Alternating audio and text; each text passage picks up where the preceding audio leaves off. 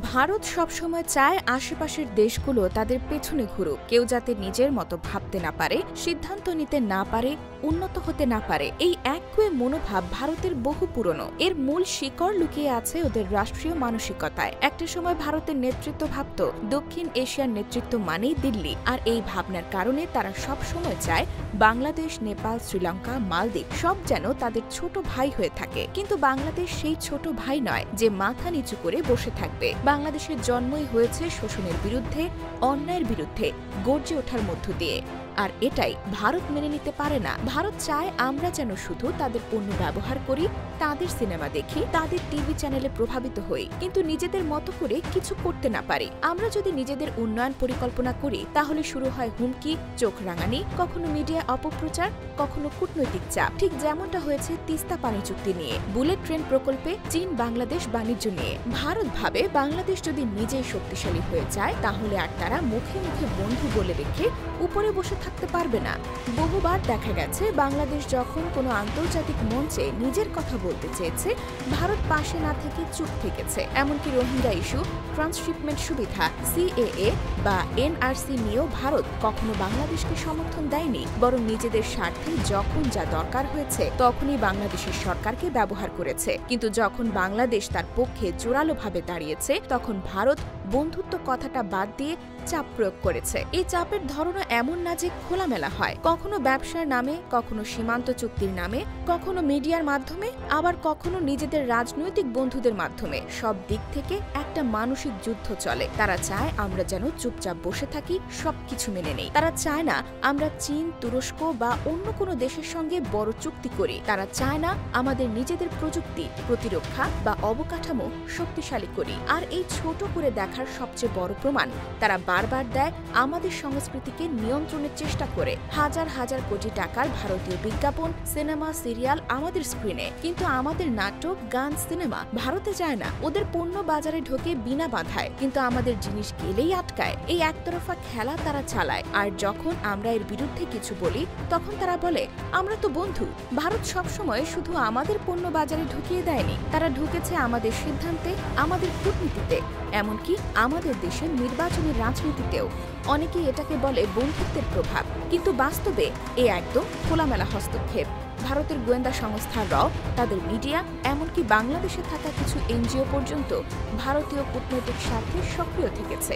আর এ সবই হয়েছে সাহায্য বা সহযোগিতার মোড়কে। সবচেয়ে ভয়ঙ্কর ব্যাপারটা শুরু হয় তখন যখন ভারত আমাদের অভ্যন্তরীণ রাজনীতিতে ঢুকে পড়ে।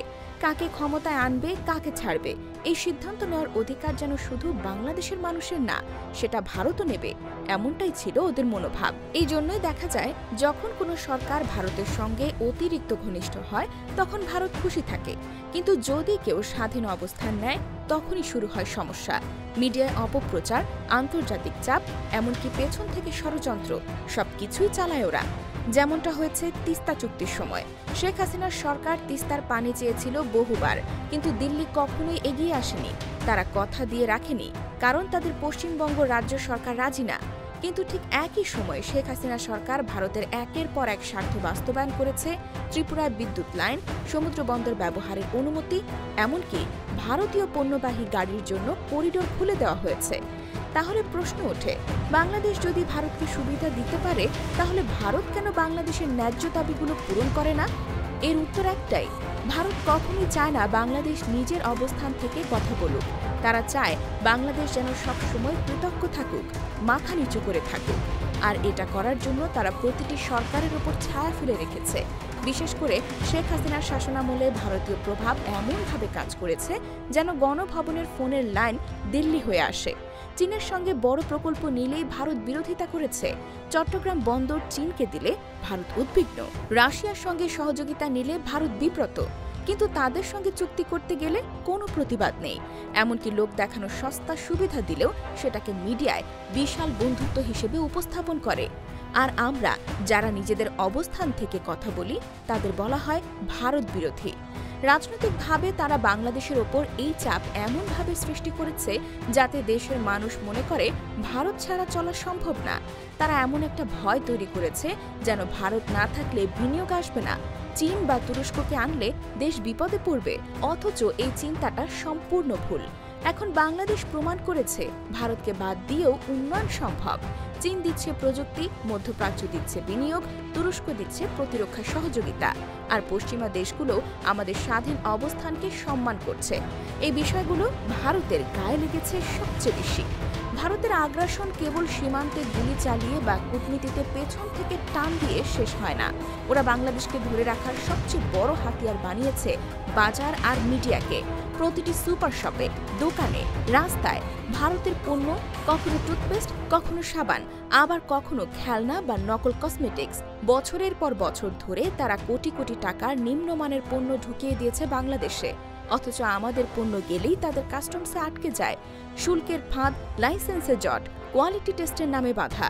এইভাবে তারা নিজেরা পণ্য বিক্রি করেছে, কিন্তু আমাদের পণ্য আটকে রেখে অর্থনৈতিক দখল কায়েম করেছে। আর শুধু বাজার নয়, তারা ঢুকেছে আমাদের ঘরের ভেতরে। টিভি খুললেই ভারতীয় সিরিয়াল, ইউটিউব খুললেই ভারতের রিয়েলিটি শো। বিজ্ঞাপনে তাদের ভাষা, তাদের পণ্য, এমনকি বাচ্চারাও এখন বলছে, মা, এটা শাহরুখ খান খায়।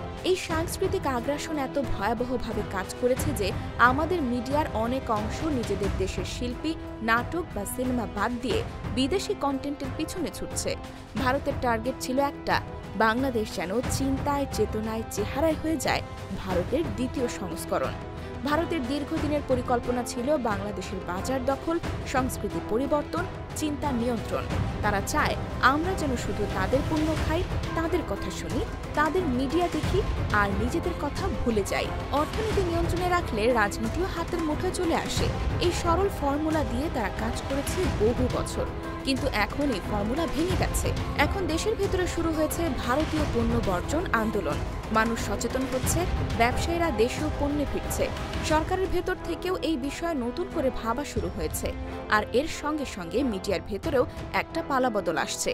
এখন দেশের মানুষ ভারতীয় নাটক দেখে না, নিজেদের ইউটিউব চ্যানেল, নিজেদের কন্টেন্ট খুঁজে নিচ্ছে।